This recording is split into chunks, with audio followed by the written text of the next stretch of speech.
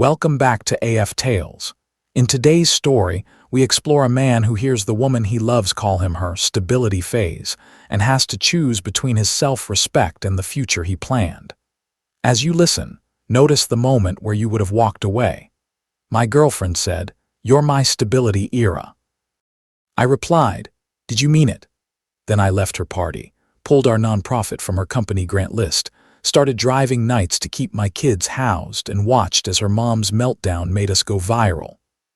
I am Noah, 33, and 2 months ago I thought I had my future figured out. I had a ring in my pocket.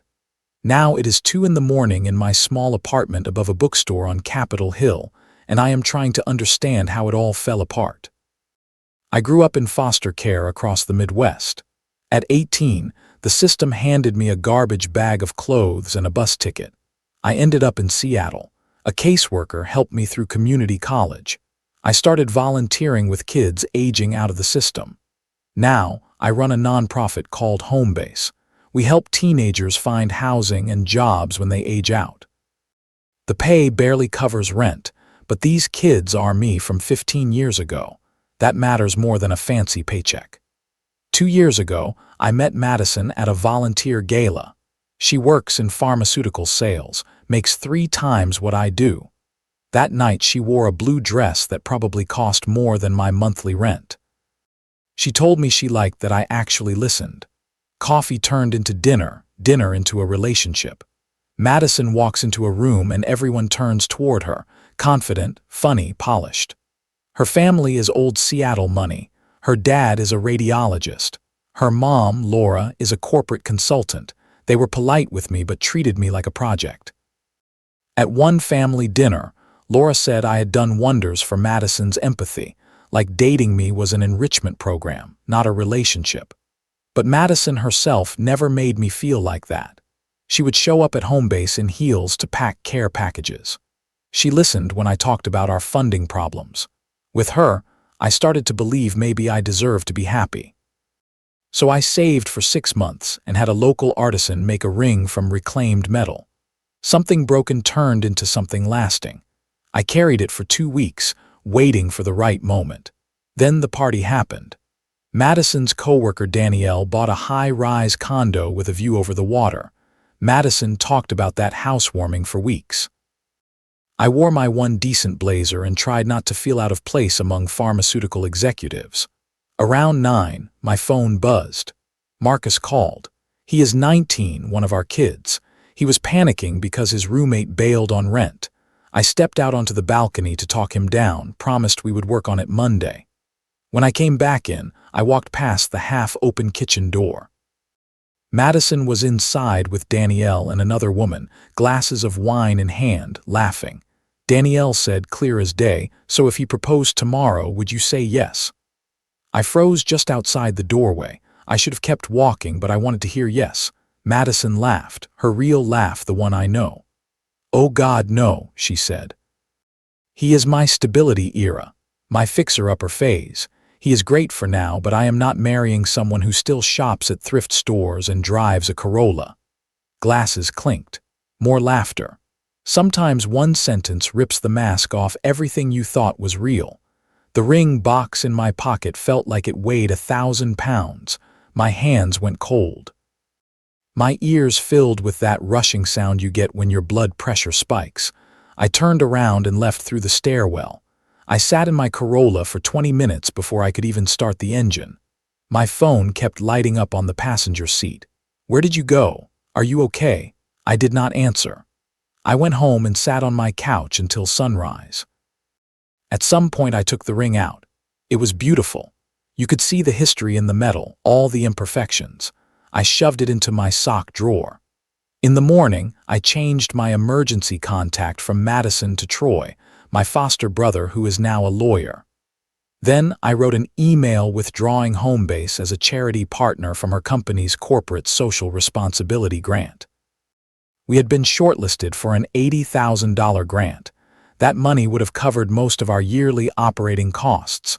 I kept the email professional. Personal circumstances. We are no longer able to participate. On paper, it was a terrible business decision. In real life, tying my kid's future to someone who saw me as a phase felt worse. Monday afternoon, Madison showed up at my office. Through the glass, I saw her talking to Jen at the front desk. She looked like she had been crying. She came in. "Noah, what is going on? Why did you leave the party? Why are you pulling the grant?" "I heard you in the kitchen," I said. Her face went white. "Noah, that was stupid small talk," she said. "They were teasing me. I did not mean it." "Did you mean to say it?" I asked, "or did you mean to believe it?" She opened her mouth, searching for the right spin. Nothing came out. Sometimes silence is the clearest answer you will ever get. I walked her out, not angry, just empty. 2 days later, Laura called. "Noah, this is Madison's mother," she said. "You have done wonders for Madison's empathy. Do not throw that away over something silly she said after some wine." "Mrs. Crow," I said, "this is not about one sentence. It is about what she believes." There was a pause.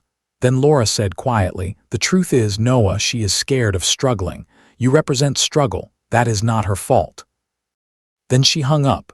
That sentence echoed. "You represent struggle." It sounded clinical, but it was just classism with a nice outfit.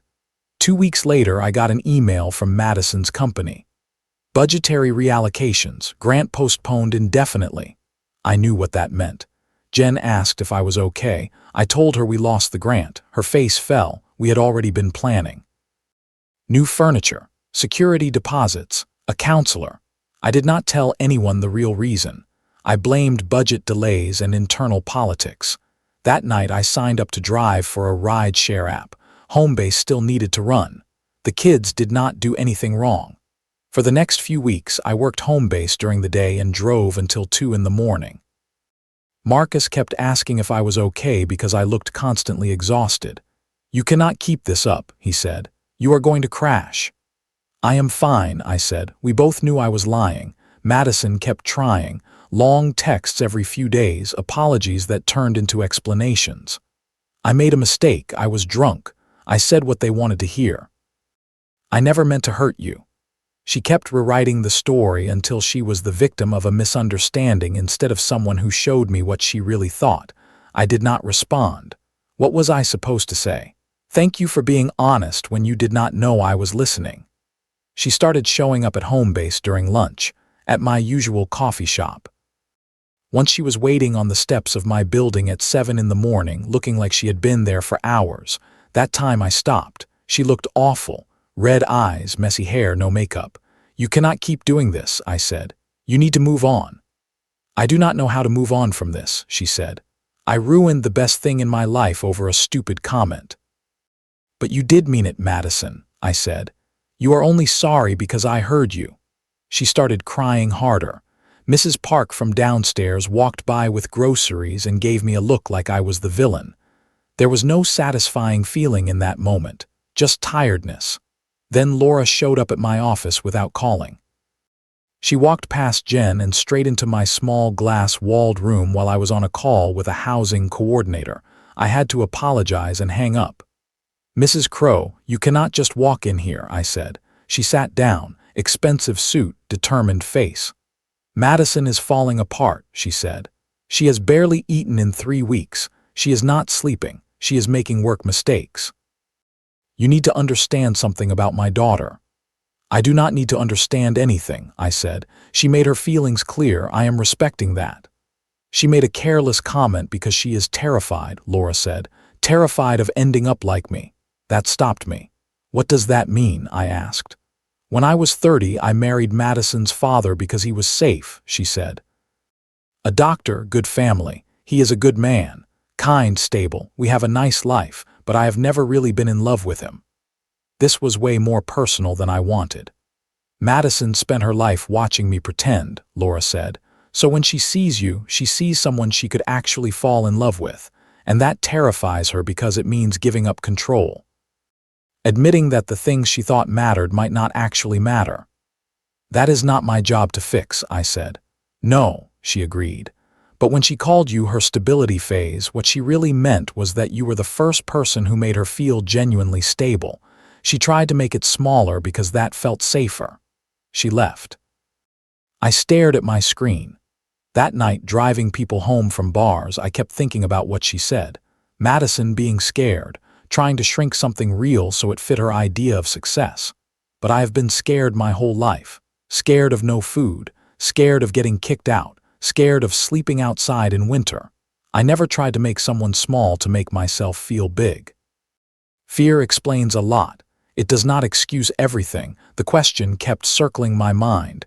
What would I even need from Madison to forgive this? I did not have an answer. The words at that party had come out so easily. How do you unhear someone calling you a phase? A few months later, Troy called. "Hey man, weird call today," he said. Madison reached out, asked if I could set up a meeting somewhere neutral with me there. She sounded really off, scared. Madison did not do scared. Madison did PowerPoints with no notes and negotiated with hospital administrators. "Fine," I said. "Somewhere public, you stay the whole time." We met at a cafe on Pike Street. Troy got there first. I came next. Madison arrived 5 minutes later. I barely recognized her. She had lost weight in a way that did not look healthy. Dark circles, no makeup, hair in a messy ponytail, jeans and a sweater instead of the usual sharp outfit. "Thank you for meeting me," she said. "I know I do not have any right to ask." Troy looked between us. "Madison, you said you had something to tell Noah." She wrapped her hands around her coffee cup to stop them shaking. "I found out last week I cannot have children," she said. "Something congenital. The doctor says there are options, but I cannot carry a pregnancy. I know this probably does not matter to you anymore, but I did not want you to hear it as gossip." Of all the things I expected, that was not on the list. "Madison, I am sorry," I said. She held up a hand. "Please let me finish. I have been sitting with this for a week. My whole life has been about control, image, checking the right boxes. Then the doctor tells me this and suddenly I realize I do not control anything that actually matters." She pulled a small leather notebook from her bag. The edges were worn. "This is my therapy journal," she said. "I have been seeing someone since we broke up. She told me to be honest about why I said what I said, so I wrote everything down. Every ugly thought. I want you to have it because you deserve to understand." She slid it across the table. I did not touch it at first. "Madison, I do not need your private thoughts," I said. "Yes, you do," she said quietly. "Because you think I called you a phase because I do not respect you, that I think I am above you. That is not it. It is worse. I said those things because you are everything I am not." Troy shifted in his seat. "You have purpose," she said. "Kids who would not be okay without you. I sell drugs to hospitals that would buy them anyway. I have never been necessary to anyone.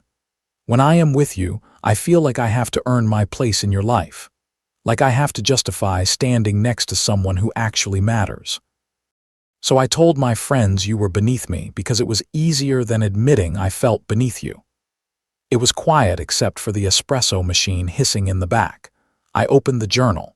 The first entry was dated 3 days after the party. The handwriting was messier than I was used to seeing from her. "I told Noah I did not mean what I said," the first lines read, "but I did. I meant it in the moment because I am a coward who needs to feel superior to people better than me just to function. He belongs to people who need him. I belong to people who only need validation." I flipped through more pages. They were raw and brutal. Not the smooth, polished Madison I knew. Someone unraveling and trying to put herself back together honestly. "I cannot forgive you," I said. "Not right now, maybe not ever, but I appreciate the truth." She nodded. "That is fair." I slid the journal back. "You should keep this. It is part of your work." She shook her head. "I wrote it for you. I need you to see who I am when I am not performing, even if it changes nothing." We finished our coffee. Outside, as we went our separate ways, she said, "For what it is worth, I really am sorry for all of it. For making you feel like you were not enough when you were the only thing I ever had that was actually real." She walked away into the afternoon crowd. That night, I read the whole journal in one sitting. Some parts made me angry, some made me sad. It was like watching someone learn to stand without the armor she had worn her whole life. I called Troy near midnight. "Did you know about the infertility?" I asked. "No," he said, "but I believe her. That is not the kind of thing you lie about." 2 days later, we had a fundraiser for Homebase. One of those events with wine, cheese, and a slideshow of success stories to get donors to open their wallets. I hate them, but they keep the lights on. I was talking to a program director when I heard raised voices near the entrance. "That is him," someone shouted. "That is the man who broke my daughter's heart and abandoned her when she needed him most." I turned. Laura stood there, pointing at me. Security was moving toward her. Phones were out. People were recording. "She found out she cannot have children," Laura yelled. "And where were you? Too busy being self-righteous to care." "Mrs. Crow," I said, calm as I could, "this is not the place." "You were never good enough for her," she said. "She wasted 2 years on someone who runs a crumbling building and drives strangers around for extra money." Security reached her and started guiding her out.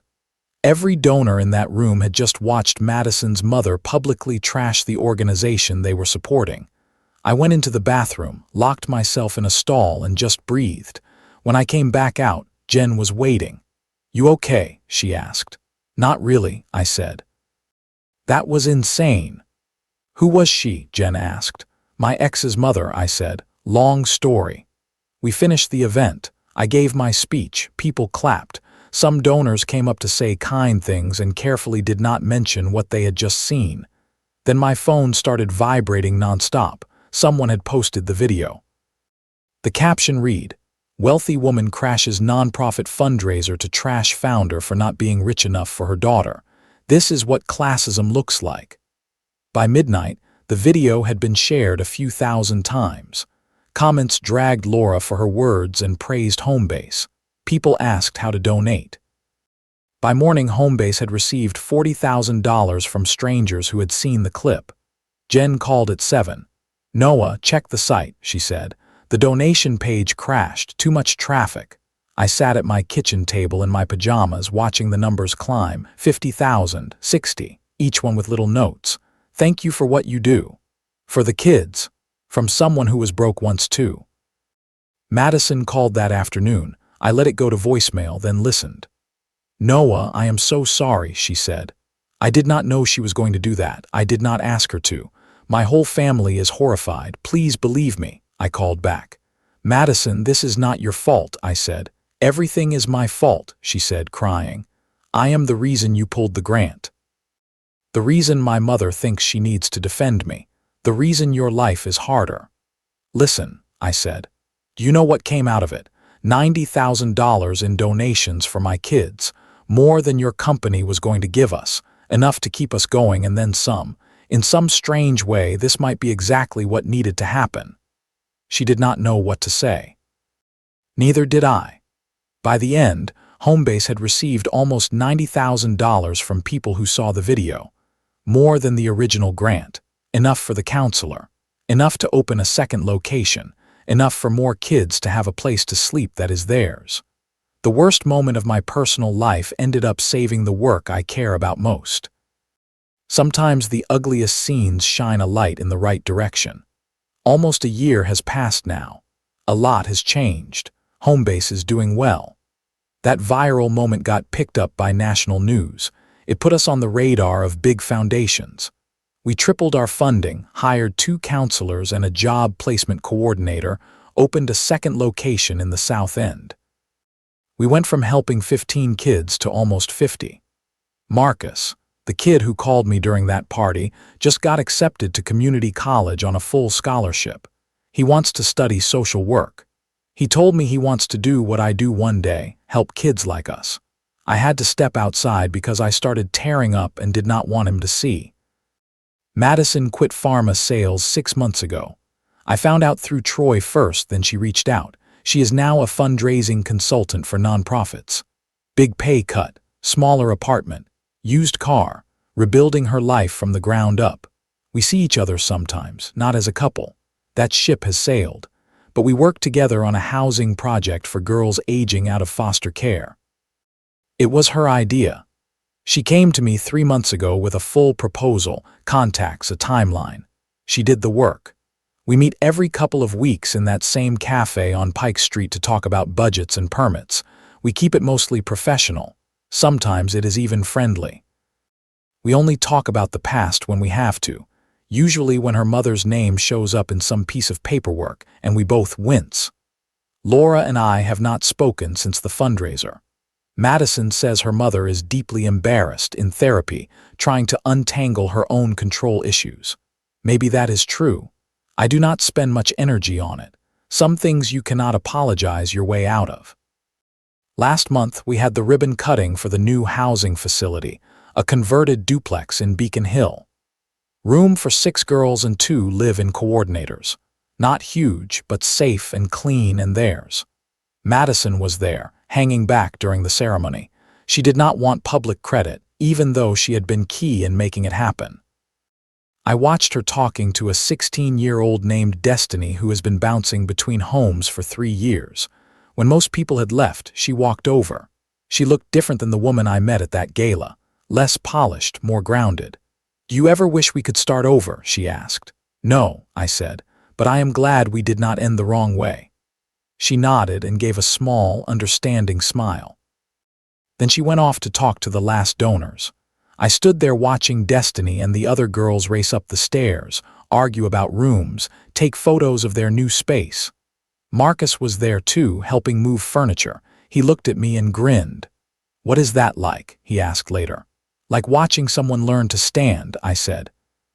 "It hurts a little, but it is good pain." He nodded. These kids know the difference between pain that destroys you and pain that teaches you. That night, driving home, I passed the hill where that first party happened, where I had once planned to propose. I thought about stopping, about looking at the view. Instead, I kept driving. Some moments do not need revisiting. Here is what I learned. I thought I lost everything that night in the kitchen. My relationship.